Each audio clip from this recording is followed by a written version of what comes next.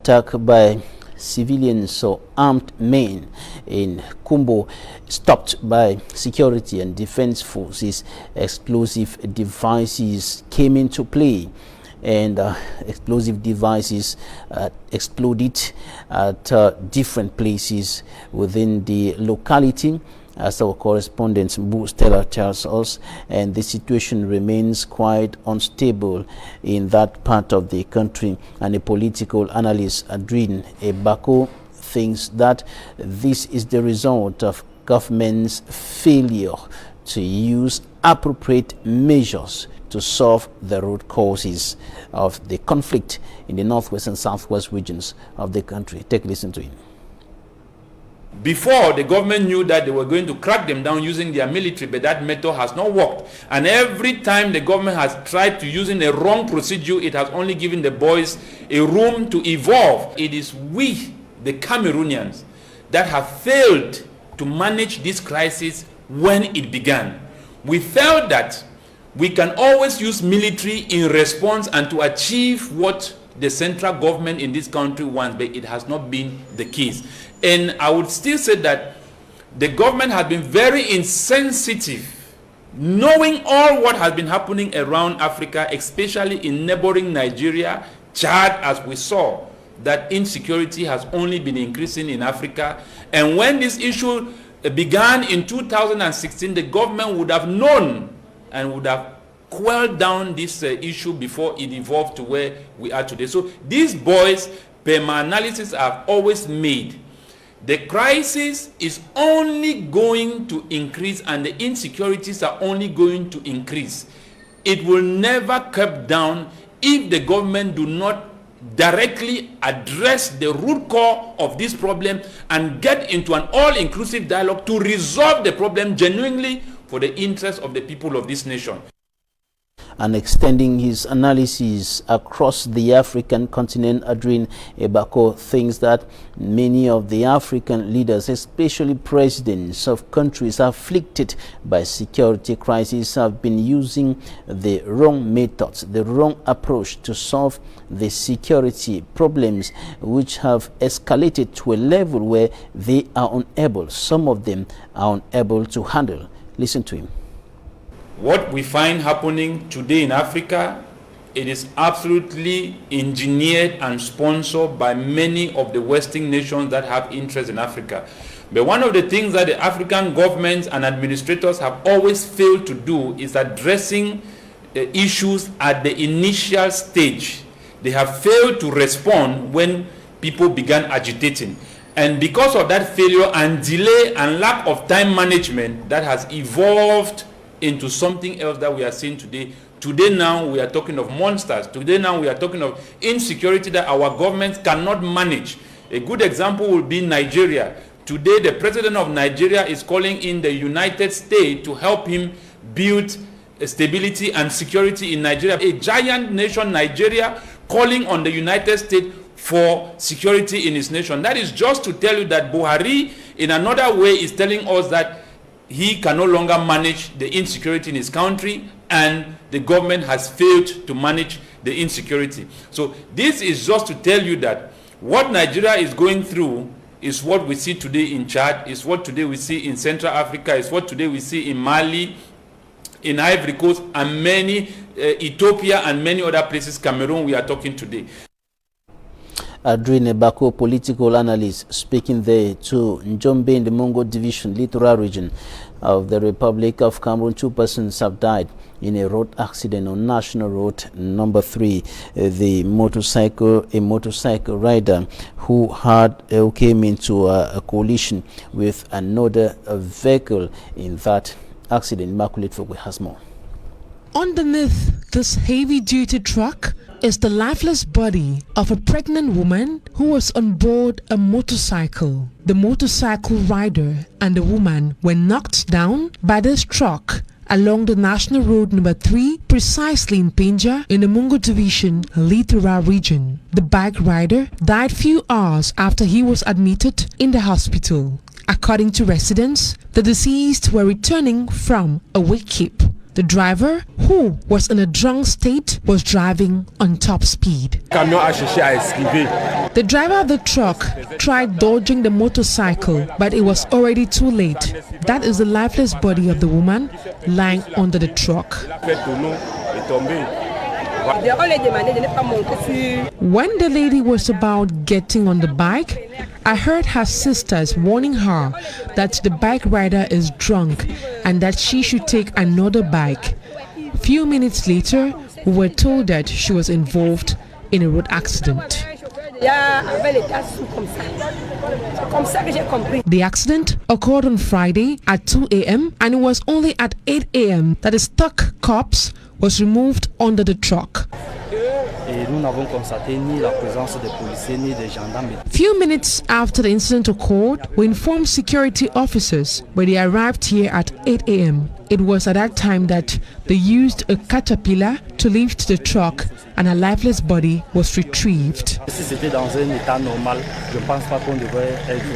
Another accident which has left family members, friends and onlookers in shock. That's it for the first part of this newscast. Talking Point is up next.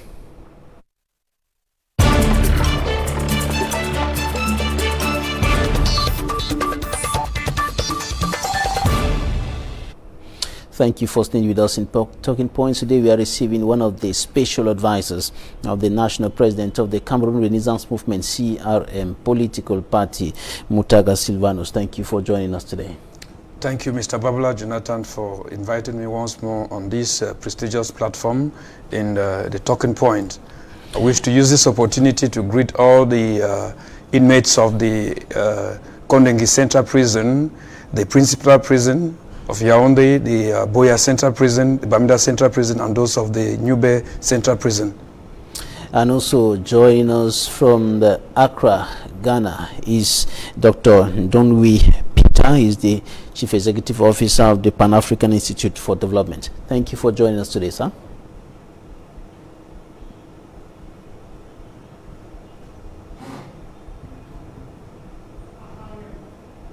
Protection of violence. All right, we begin with you, Mutaga Silvanus.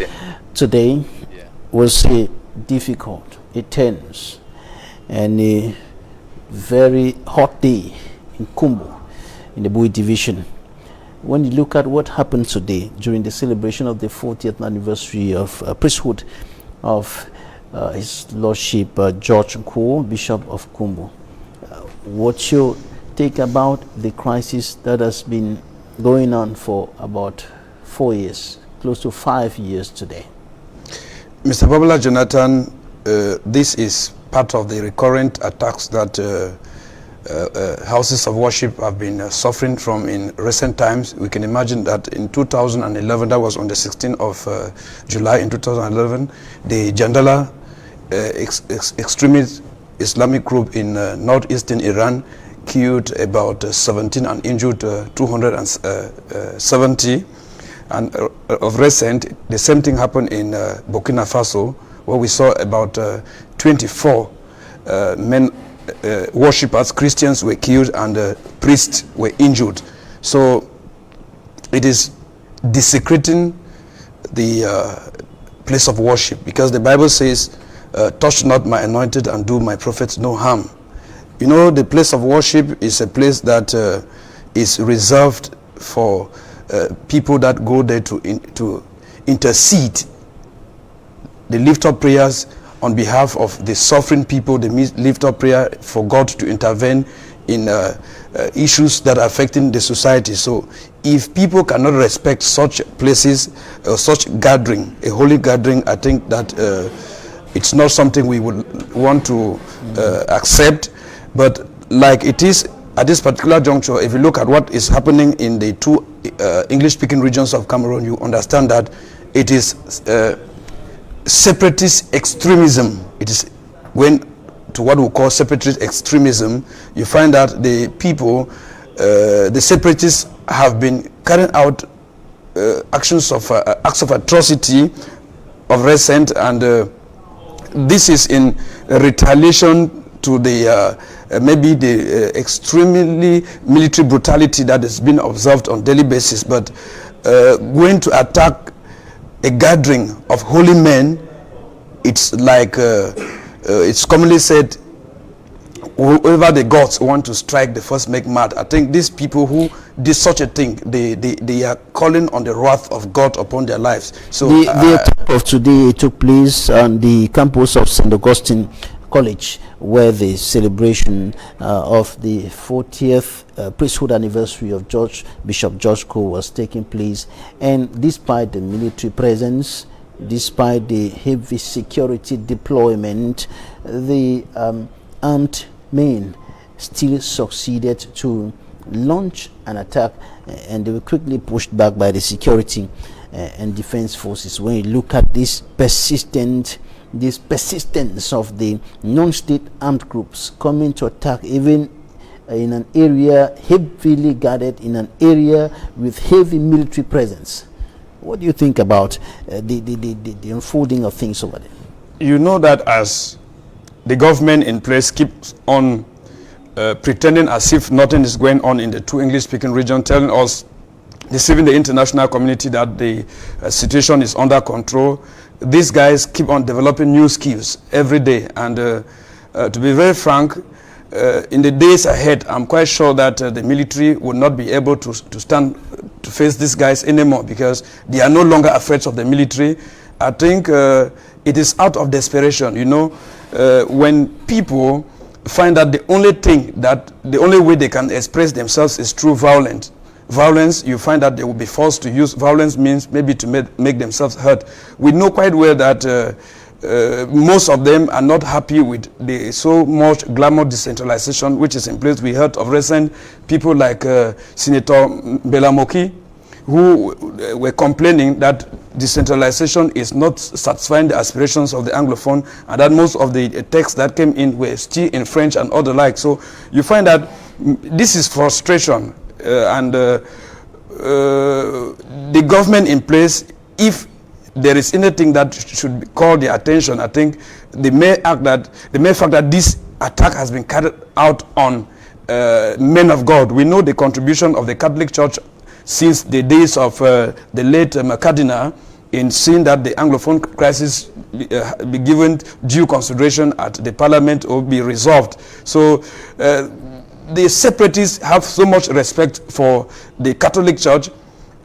For the mere fact that the Cardinal is no more, they seem to be thinking that the Catholic Church will forget their plight. So to me, I think that it is a way of expression to tell the Catholic Church that the Cardinal is no more, don't forget of the plights of the Anglophones, but it is a very bad way, the channel which they use to attack on men of God is not the best way. I think they have spokesperson for the Anglophones, whom I don't really know their names, but I know most often we can see them manifest in social media and other like. They could call the Catholic Church in a more formal way to keep on pressing hard for a national, inclusive, meaningful dialogue rather than... It is, however, not clear as of now if the attackers were targeting the church, the men of God, the faithfuls who were there, or the administrative authorities who were in place, the governor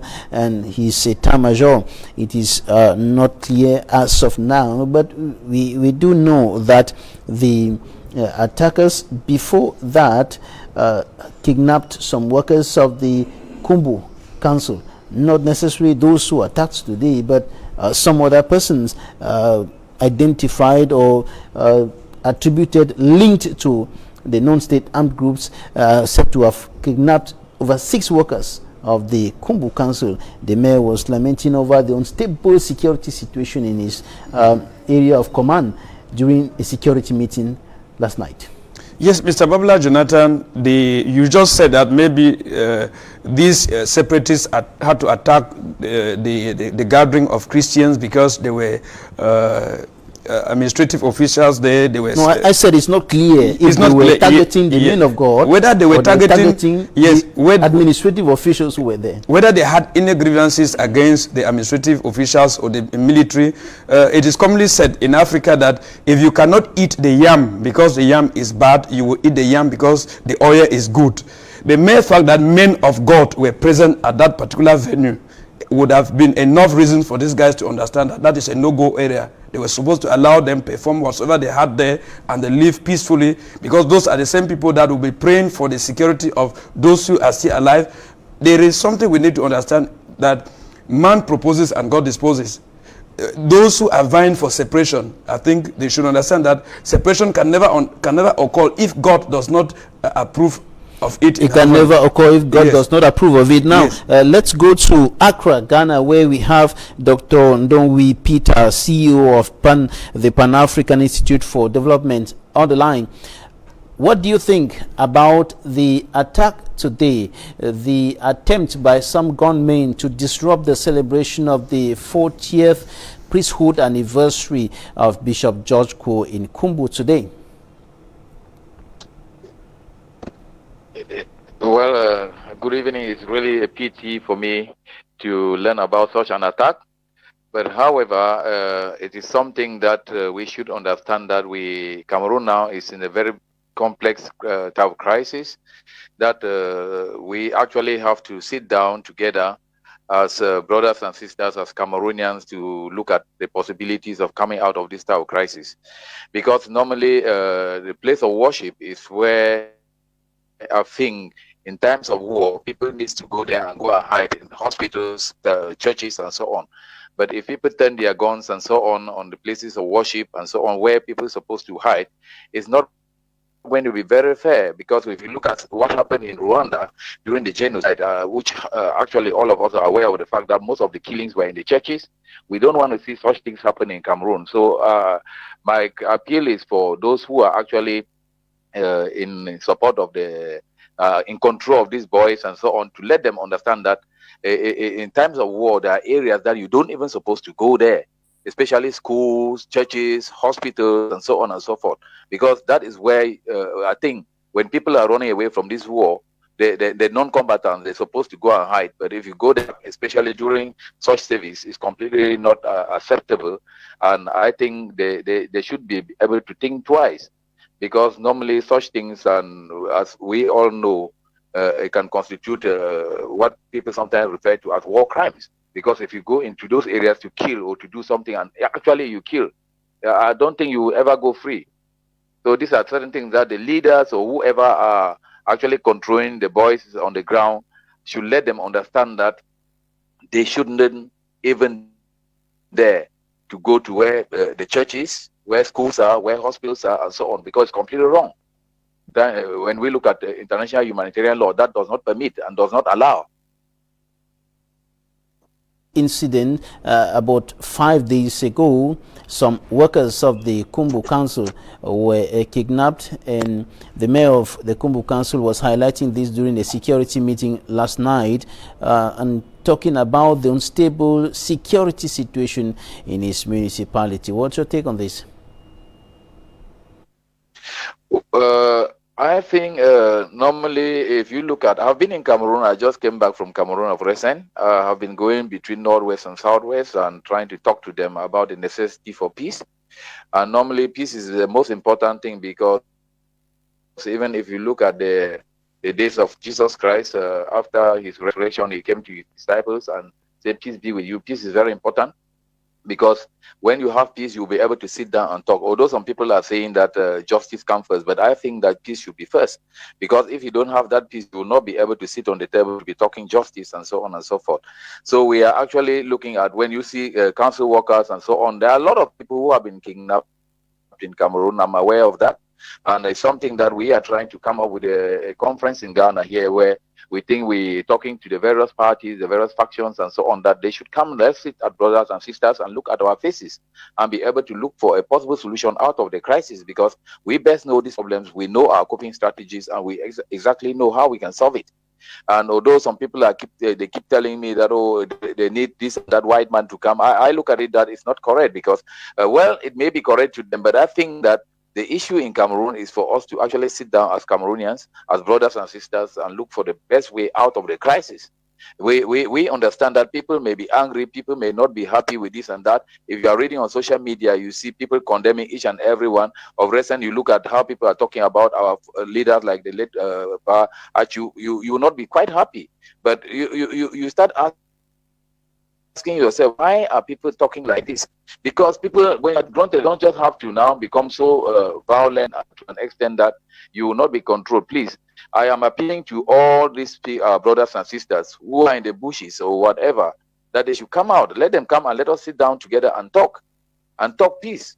And when there is peace, many things will dialogue will come back to you in a short while. Mutaga Silvanus, what do you think about the new twist of the crisis with the increasing use of explosive devices? Some of the devices exploded today in Kumbu, and what do you think about this aspect and the increasing use of sophisticated weapons? When you hear people talking about M15 guns being used there and other sophisticated weapons, what can explain this move?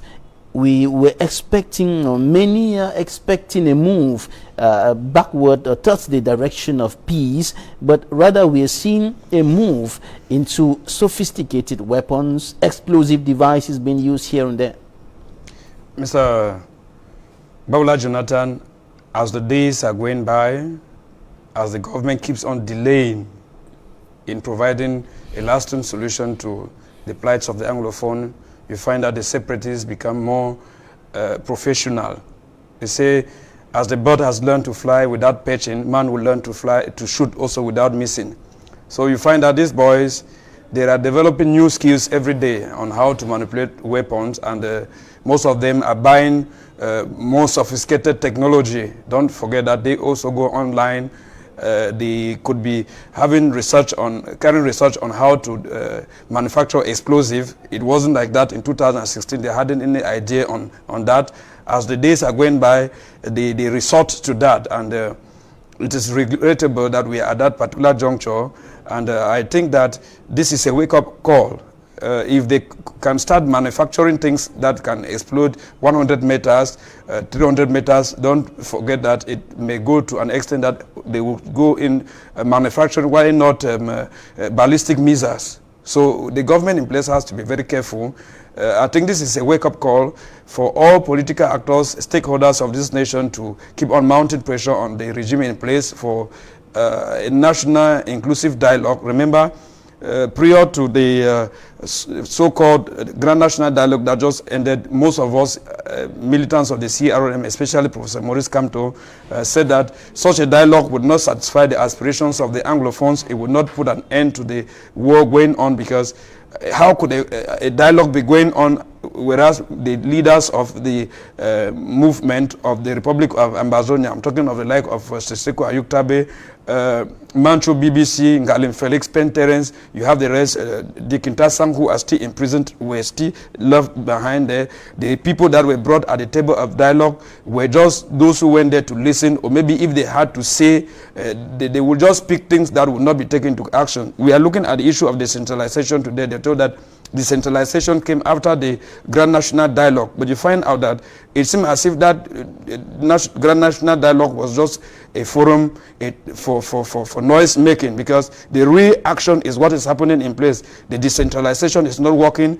The senators, especially top officials of the CPDM, are complaining. It is a confession that they are regretting the holding of the National Dialogue, that the National Dialogue was a real fiasco, and that it does not seem to be satisfying the aspirations of the Anglophone. So it's a wake-up call. They are calling for another dialogue, and consequently asking the regime in place to get the real actors to sit at the table of dialogue. And I want to thank Senator Mbelamoki for coming up with such a confession. You know, in politics, words hide words. So if a man of his caliber will tell that he's not satisfied with the way decentralization is happening, you understand that it is a way of confessing, regretting that, oh, if I knew, I would not have been part of the national dialogue, because this dialogue is not yielding fruit, and history will hold us responsible as part of those who went and sat on at a table, used the taxpayers' money. However, those who are close to the head of state or the CPDM will tell you that it is yielding fruits because of the institutions that have been put in place and some progress that is being made at that level concerning the functioning or the implementation of the new decentralization code. Now, Dr. Ndonwi Peter, what do you think is provoking the switch to explosive devices and more sophisticated weapons by non-state armed groups in those two regions, the northwest and southwest regions? Yeah, if you look at it, what is provoking is that I think it's out of frustration. They themselves it's out of frustration. They certainly really that people, they should sit on the table and talk. I've been talking with so many of them out here in diaspora, even some of them, and those in prison. I've been talking with them, talking with those who are some of the boys in the bushes and so on. And it's out of frustration, obviously. And you know, when people become frustrated, they tend to behave the way they behave. But that's why I'm calling for caution that if you are even frustrated, please, there's a way of going out of your frustration rather than using the barrel of the gun. You can actually get to your brother and say, this is it, this is what is it. So how can we actually solve this problem? And that is the reason why we are trying to come up with, we are actually working hard to come up with an international conference on peace and security in Cameroon, in Ghana, where we have already been talking with the various key stakeholders and the various parties concerned. And we're just working now on the last part of the arrangements to ensure that Anglophones, our brothers and sisters, should come and let us sit together as brothers and sisters here in Ghana and talk and look at our faces and see how can we come out of this situation? How can we be able to solve this problem without the barrel of the gun? How can we be able to make sure that our objectives, the objectives that people are actually asking, should be achieved using diplomacy, sitting on the table with our country, with our state, with the parties or with the various government institutions, and we talk, because that's the best way out. Because normally, if people don't sit and talk, things go out the way it is. When I'm so saddened that people are explosive and so on, is now killing here and there. I am not in support of the killing of anybody, and normally I can't create anybody on earth, and normally I just support the killing of our brother. When I see regular army personnel being killed, when I see this and that being killed, it's not going to help us at all, because I keep on saying that we remain brothers and sisters, and let us look at how we should be able to solve this problem. And you're inviting Cameroonians out of Cameroon to solve the problem. Why the choice of Ghana? Why out of Cameroon? You know, normally, you know, in a conflict-prone area like Cameroon, if you really want to amicably solve the crisis, you should take it out of the country. If you look at conflict resolution and peace management, you understand that if we get out of Ghana, it will be safer. Like we have been talking to some of the leaders out there, the leaders of the boys out here in diaspora. Some of them didn't come to the Grand National Dialogue because they were afraid of their security. And we believe that here in Ghana, they will be able to come and will be well protected, and people will be free to talk. And we will be able to discuss as brothers and sisters and look into our faces and see exactly how we can come out of this. And then we try to see how we can co-opt among the various different parties and put in place people who will be able now to talk in terms of if there's that necessity for dialogue. It should not be the 1,001 fractions that we are seeing here and there, because with the 1,001 fractions, the government finds it very difficult to know with whom am I going to talk with. And these are some of the things that people want to position themselves, but at the detriment of our own people. And that is why we say that people, they should come here and let us be able to talk as one. Mutaga Silvanos, do you think that a problem in Cameroon will find solutions out of the country, in Ghana?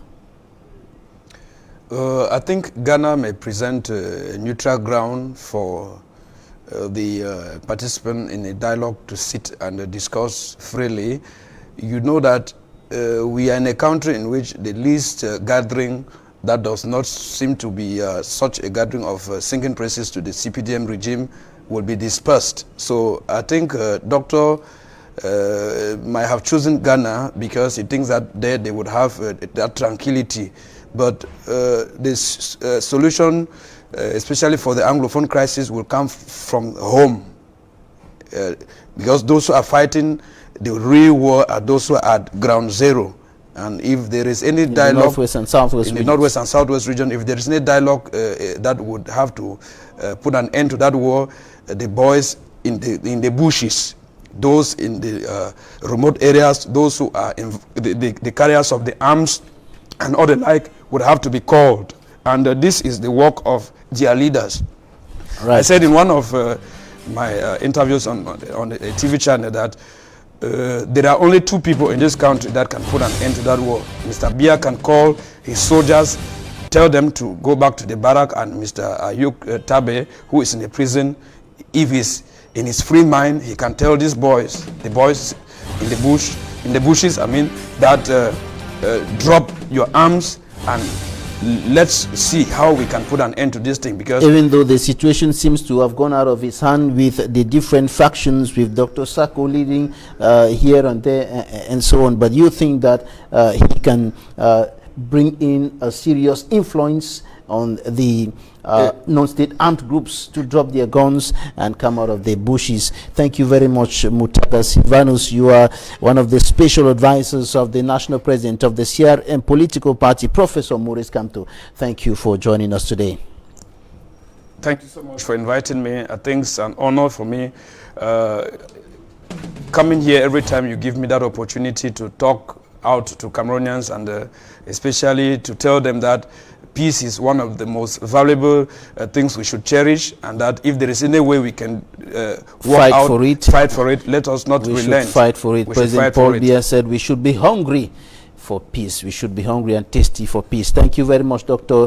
Ndonwi Peter, CEO of Pan-African Institute for Development, who was with us live from Accra, Ghana. Thanks, ladies and gentlemen, for staying with us. That's it for today. Have a nice weekend in the company of our programs. Equinox Soir, last edition for this week, comes up next.